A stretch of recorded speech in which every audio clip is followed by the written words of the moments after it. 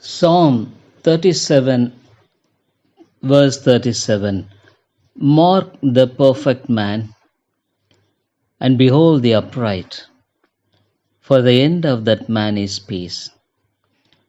We should always be careful in looking at people or the things or anything.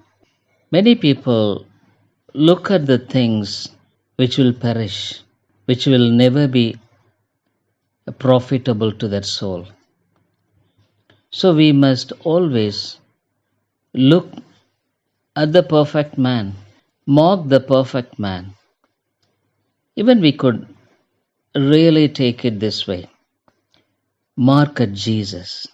He is the perfect man, the one who came into the world and lived a perfect life, a beautiful life, a life which teaches us the way to live in this world.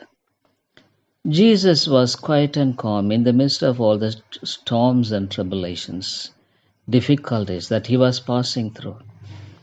He was tempted like us, but still he was victorious as a man.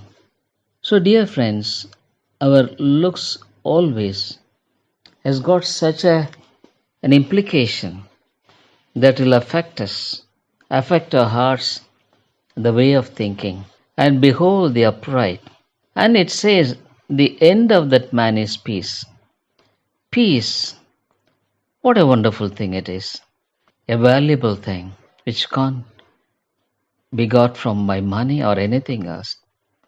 But Bible says the end of the upright, the perfect man, is peace.